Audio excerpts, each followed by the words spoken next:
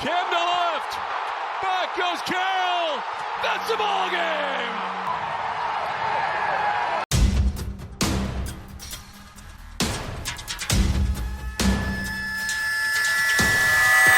예, 세종시 아파트가 5주 연속 상승을 이어가고 있습니다.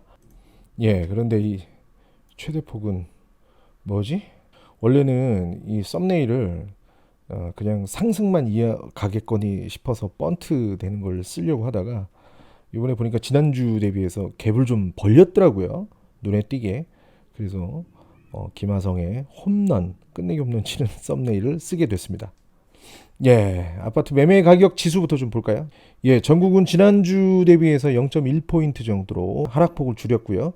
그다음에 세종은 지난 3월 20일부터 시작해서 계속 연속으로 빨간불을 보여주고 있죠.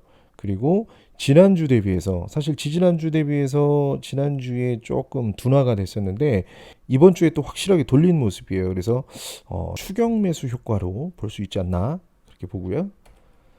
매매 수급 동향입니다. 수급 동향은 전국이 지금 현재 79포인트까지 지금 올라가 있는 상황이고 세종이 좀 가파르게 올라와서 좀 둔화된 모습이었는데 이번 주에 또 확실하게 되돌린 91포인트까지 올라갔습니다. 말씀드렸습니다만은 매매 수급 동향은 100을 기준으로 해서 100 이하면은 공급 우위 그리고 100 이상이면 수요가 우위인 걸로 보시면 되겠습니다. 예, 이번 주는 전세 가격 지수도 같이 좀 볼게요. 전국은 지난주 대비해서 0.1포인트 정도 하락을 했는데요. 세종은 매매 가격이 돌아서고 나서 후행한다라고 좀 말씀드렸었잖아요.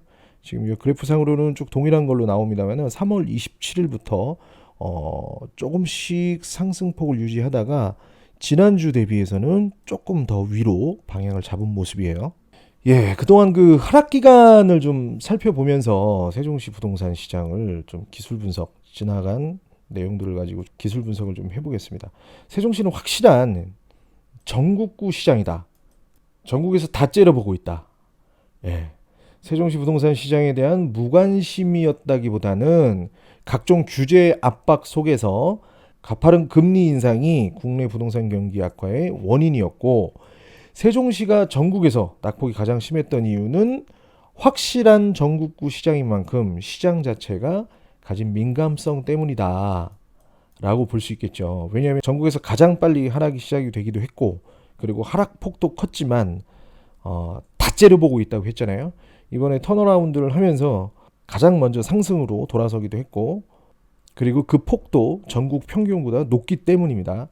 그래서 세종시장은 상승도 하락도 그리고 턴어라운드도 가장 빨랐다. 가장 빠른 시장이다. 왜? 다 째려보고 있다. 결론은 아주 세종 부동산 시장은 좀 센시티브한 시장이다. 이렇게 볼 수 있겠죠. 중장기 세종시 부동산에 대한 좀 전망을 좀 해보면 일단 중앙부처하고 공무원들은 상당 부분 이주가 완료가 됐죠. 사실. 그리고 특별공급의 수혜를 입은 공무원 및 기관 종사자들 이주와 개척 이주민들, 일반인들 이동으로 행정수도 1막이 사실상 완성이 됐다라고 좀 보셔야 돼요. 그리고 국회 세종이사당 건립과 대통령 집무실 지금 남아있는 게 언론기관 등의 이주가 확정되고 광역철도 등의 교통 인프라까지 추진이 되면 본격적인 행정수도 2막이 시작된다. 지금 행정수도는 2030년까지 지금 큰 장기 계획이 되어 있죠. 그리고 2막 시작과 함께 본격적인 레벨 상승이 시작되고 다 같이 동방 상승하기보다는 두 번에 걸친 학습이 있었죠. 그래서 입주 기준으로 편차를 조금 더 갖고 움직일 전망이다. 그리고 대전, 청주, 천안 등의 인근 지역을 포함한 타 지역 2차 실거주 목적의 이주가 시작이 되면 시장이 과열될 가능성도 있다. 이렇게 전망을 하는 이유는 아까 말씀드렸습니다만 다 째려보고 있는 시장이기도 하고 그리고 당분간 세종이 공급이 없습니다. 그리고 청사를 비롯한 중앙 인근은 아예 공급이 없어요. 지금 남아있는 생활권은 사실 이제 6생활권 한 2개 지역 그다음에 5생활권이 남아있는데 중앙하고는 조금 떨어져 있죠. 그리고 이제 계속 좀 예의주시하셔야 되는 게 이제 금리에 대한 부분, 금리 하락과 시장 충격 변수가 없다는 전제 하에 말씀을 드리는 겁니다. 예, 거래량 좀 보도록 하겠습니다. 거래량은 지금 작년 7월부터 작년 하반기하고 올해 1월, 2월, 3월을 지금 보고 있는 거고요. 2월 달에 보시면은 2월 달에 거래량이 가장 많이 올라왔죠.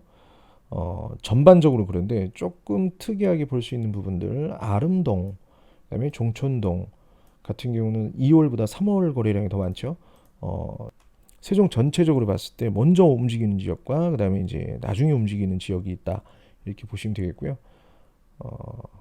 전반적으로 보면은 이제 아름동, 종촌동, 고운동, 일생활권 쪽이 조금 나중에 움직이는 경향이 있다. 거기에다가 일생에서도 도담동은 조금 다르죠. 2월에 좀 거래량이 많았고 3월에는 줄어든 모습입니다.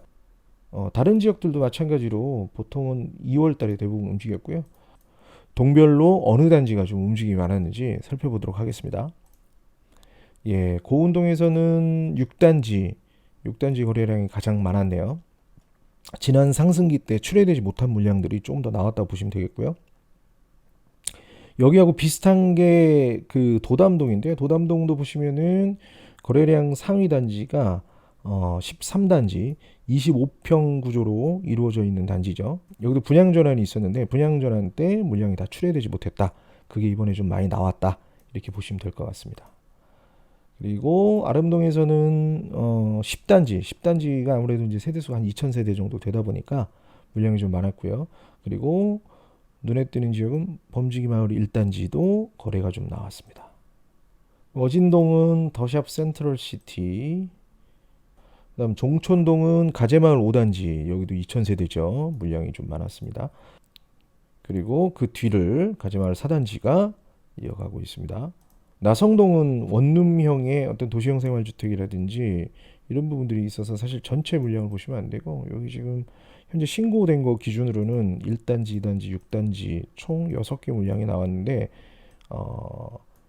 실제 거래된 물량은 이거보다 좀 더 많습니다. 예, 그리고 다정동은 지난번 영상에서도 확인하셨다시피 4단지가 리드를 했고요. 그다음에 1단지, 그다음에 3단지, 이 두 개 단지는 60건에서 70건 정도 물량이 좀 나왔고요. 그다음에 세롬동은 새뜸마을 5단지가 전체 거래량을 리드를 했네요. 그리고 4단지, 그리고 1단지가 그 뒤를 잇고 있습니다. 예, 천마을은 6단지가 거래량이 좀 나왔습니다. 네, 대평동은 뭐 전통적으로 6단지가 계속 거래량이 좀 많은 편이고요. 그 뒤로 해들마을 4단지가 거래량이 좀 나왔습니다. 그리고 보람동은 대방 노블랜드 호레올 1단지죠. 34건으로 거래량이 가장 많았고요. 그다음에 이제 8단지 중흥 에코시티가 그 다음을 잇고 있습니다. 소담동은 이번에 압도적으로 전체 소담동 물량의 약 3분의 1 정도를 펜타힐스에서 거래가 나왔는데요. 무려 전체 238건 중에 75건을 차지해서 많은 비중을 차지하고 있고요. 그다음에 방곡동은 수르베마을 4단지 물량이 좀 나왔고요. 그 다음에 수르베마을 6단지가 뒤를 잇고 있습니다. 예, 육생활권은 지금 해밀마을 1단지하고 2단지가 있는데 1단지가 아무래도 이제 소형 평수들이 좀 많다 보니까 세종시 이번 반등기 때 3분의 1에서 40% 정도가 이제 외진 물량이라고 하죠. 아무래도 이제 소형 단지들이 좀 중심으로 좀 초반에 많이 움직였는데 1단지에 소형 단지들이 좀 있다 보니까 거래량이 좀 많았었던 모습이고요. 그리고 읍면동은 뭐 거래량이 아주 많지는 않은데요. 전체 세종시 물량에 읍면동에서 차지하는 물량이 대략 한 10% 정도 됩니다. 자, 이렇게 해서 지역별, 단지별 거래량 추이까지 살펴봤습니다. 농담이었지만 지난 영상에서 30주 연속 상승 가는 거 아닌가 이렇게 말씀드린 적이 있는데 무려 6분의 1이 달성이 됐습니다. 특례 보금자리가 약 25조 정도 수준이 됐다고 하고요. 금리 변동 추이 그리고 시장 상황을 잘 살피셔가지고 성공적인 이주나 투자하시기 바랍니다. 이상 부프로의 김 소장이었습니다. 그런데 구독, 좋아요, 알림 설정은 언제 해주시?